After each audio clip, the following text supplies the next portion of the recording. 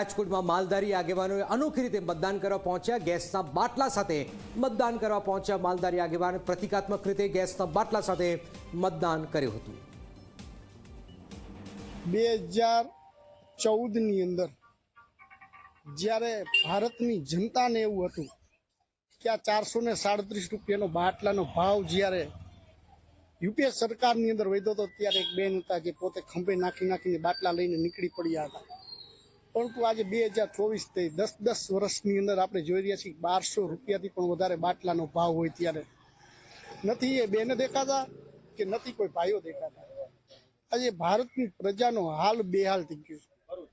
બેરોજગારોની વચ્ચે દુનિયાની અંદર આપ જોઈ રહ્યા છો કે લોકો એટલા બેરોજગાર થઈ રહ્યા છે. ભારતની અંદર 2 કરોડ નોકરી દેવાની વાતો હતી.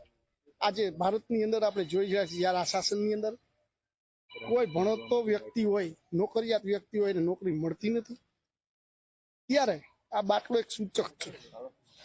મતદાન મથક સુધી બાટલો લઈ જવાનું કારણ બીજું કોઈ નથી, પરંતુ જ્યારે કીધું સરકારના અમુક મંત્રીઓએ જ્યારે કે પકોડા તરો, તો પકોડા તરવા માટે બાટલો જોઈને એનો ભાવ આજ 1200 રૂપિયા છે. ત્યારે લોકોની આંખ ઉઘડે